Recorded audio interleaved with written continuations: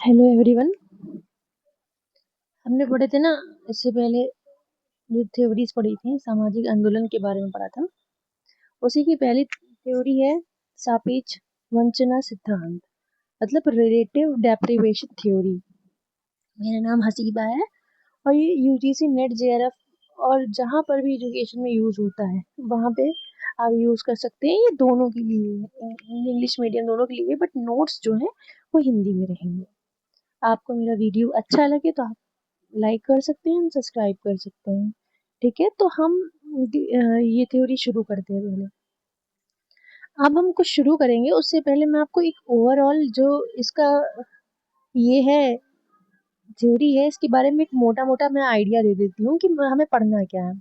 देखिए, इसमें क्या होता है कि हम इस थ्योरी में क्या पढ़ते हैं कि हम तब ये थ्योरी को पढ़ते हैं जब हमें फील होता है कि हम अपना कंपैरिजन किसी इंसान से उस बिहाफ पे करते कि जब कोई चीज, मतलब कोई चीज किसी के पास ज्यादा है किसी के पास कम है, तो हम डिप्राइव्ड फील करते हैं। या सापेक्ष वंचना, मतलब आप, मेरे पास वो चीज है आपके पास नहीं है, या आपके पास वो चीज है मेरे पास नहीं है, तो मैं अपने आप को कम फील करूँ कि अरे काश मेरे पास भी ये होती।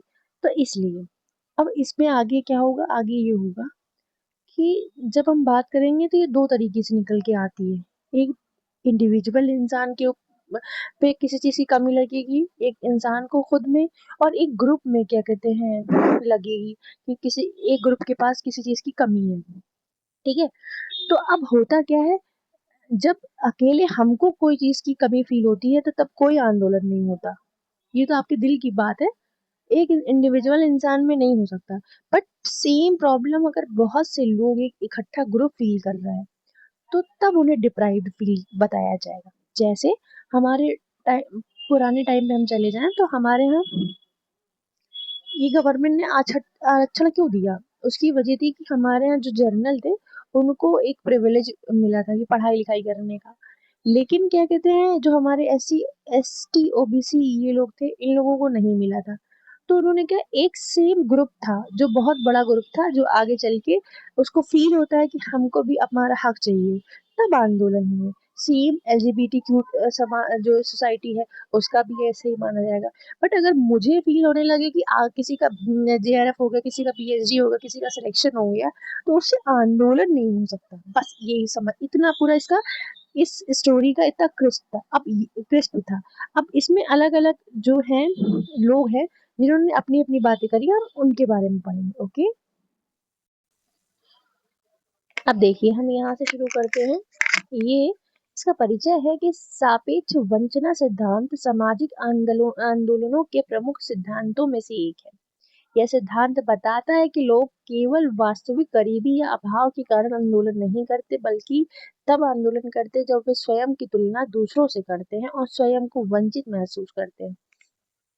वही वाली बात है जैसे मैंने बताया कि जितने भी अभी एलजीबीटी क्यू सोसाइटी में जो वो हुआ था, आंदोलन हुआ था, तो उनको क्या लगता था कि हम जो नॉर्मल बच्चे होते हैं, लड़का लड़की होते हैं, उनको हर जगह नौकरी पाने का हक है, हर चीज करने का हक है। लेकिन उनकी पूरी कम्युनिटी को था, उनको पहली बात तो वैलिडेशन नहीं था, वैलिड नहीं माने जाते थे यहाँ पे। लेकिन अब वैलिड के साथ साथ अगर वैलिड मान भी लिए गए तो उनका जो सोसाइटी में एक जगह होती है पढ़ने लिखने की, बराबर की आजादी, वो नहीं मिल रही थी। इसलिए ये आंदोलन हुए। तो बस यहाँ पर ये बात कही गई है। जब व्यक्ति या समूह ये एहसास करता है कि वो नहीं मिला जो उसका हकदार था, तब दूसरों को वो प्राप्त है, तब असंतोष और आंदोलन की स्थिति आ जाती है।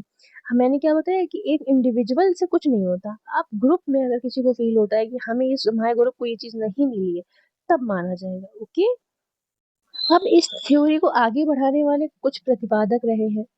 सैमुअल स्टोफर 1949 में अपनी पुस्तक द अमेरिकन सोल्जर 1949 में इस अवधारणा का प्रयोग किया है।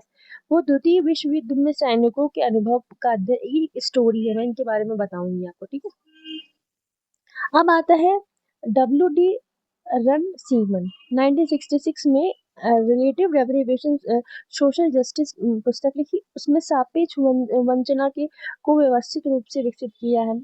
टेड रॉबर गुर ने 1970 में वाई मैन रेबल में सामाजिक आंदोलन और राजनीतिक हिंसा को सापेक्ष वंचना से जोड़ा है। अब मैं आपको इनके बारे में कौन क्या कहता है वो बताती हूँ। सबसे पहले हम लोग ये जानते हैं सैमुअल स्टाफर जो है उन्होंने क्या थ्योरी निकाली थी, कैसे इसको ये थ्योरी को हम इससे कनेक्ट किया। ओके, जो सापेक्ष वंचना सिद्धांत का विकास समाजशास्त्री सैमुअल स्टाफर्स ने किया था। उन्होंने 1949 यानी कि 1949 में अपनी पुस्तक द अमेरिकन सोल्जर में इस सिद्धांत का उल्लेख किया।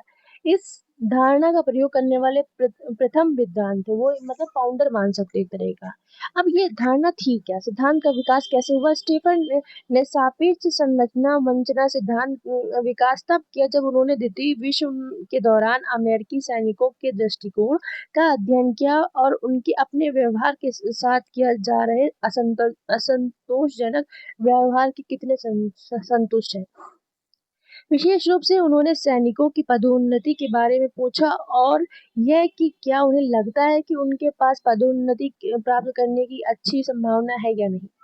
जिन लोगों ने सेना में वायुसेना की तुलना में अधिक पदोन्नति की संभावना महसूस हुई और सैन्य नीति से संबंधित अधिक वंचित महसूस किया। यह परिणाम रोचक था क्योंकि वायुसेना में लोग वास्तव में पदोन्नति पाने की तुलना में सैन्य पुलिस वालों की तुलना में अधिक संभावित थे, फिर भी वो उन्नति के प्रति अधिक नकारात्मक भावना रखते थे।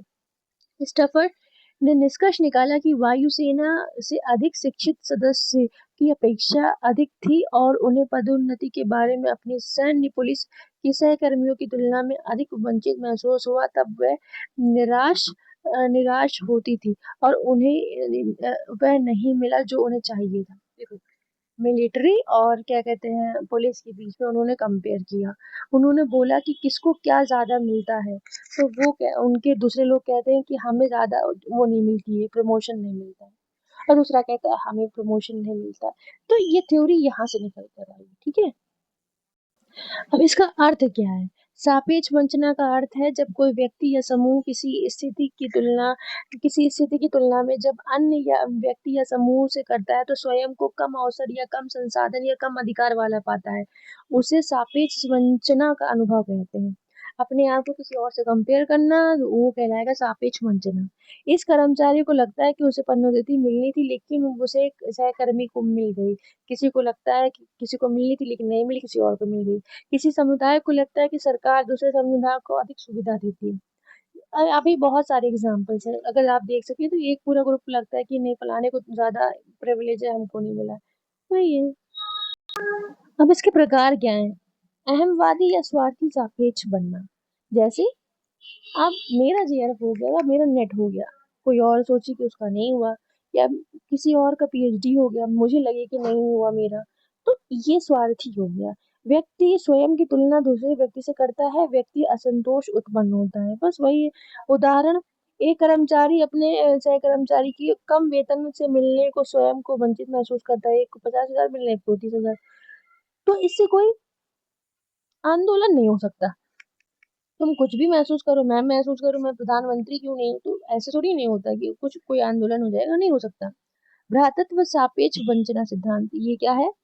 ये कहता है कि एक समूह अपनी तुलना दूसरे समूह से करता है, सामूहिक असंतोष और आंदोलन की संभावना बढ़ती है। अभी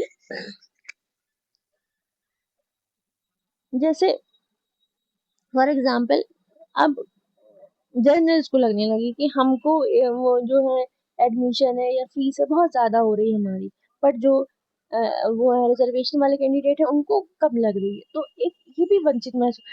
कुल मिला के एस सी, ओबीसी ये जो रिजर्वेशन थे वो इसीलिए आए थे क्योंकि उन ग्रुप के साथ वो लोग वो चीजें उनको पहले नहीं मिल रही थी जो जनरल वालों को मिल रही थी, इसलिए महिला आंदोलन, दलित आंदोलन, नागरिक आंदोलन ये इसके भाग होते हैं।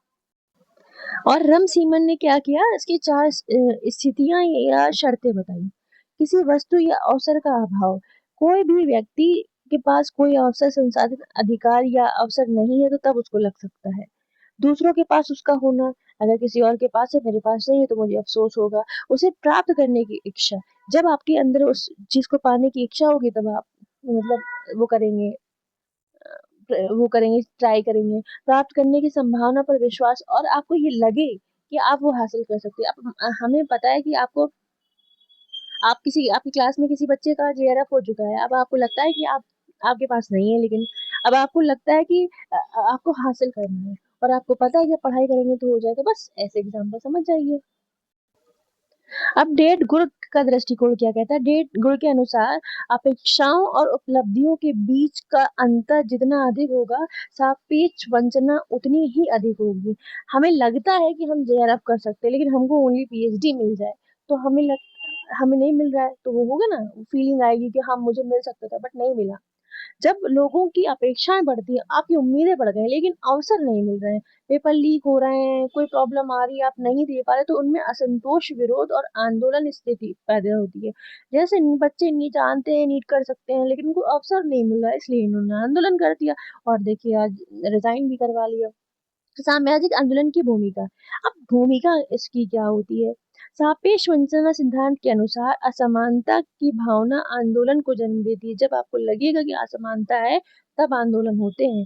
अन्याय की अनुभूति सामूहिक कार्रवाई को बढ़ाती है। जब एक ग्रुप के साथ अन्याय होगा तो दूसरा पूरा की पूरा सामूहिक एकता आती है, जैसे आजकल स्टूडेंट ने किया। वंचित समूह अपने अधिकारों के लिए संघर्ष करते हैं। ये स्टूडेंट्स हैं जिनको लगता है जो अच्छी एजुकेशन उनका अधिकार है, मुझे भी लगता है सबका अधिकार है, तो उन्होंने संघर्ष किया। सामाजिक परिवर्तन की मांग पैदा होती है और इसीलिए मांग हुई कि आप रिजाइन कीजिए, उन्होंने रिजाइन कर दिया। अब देखो क्या होता है। अब एक अच्छी, ताकि कोई लीक करने से पहले अब दोबारा एजुकेशन मिनिस्टर जो बनेगा वो ख्याल रखेगा इस चीज का, और कुछ नहीं।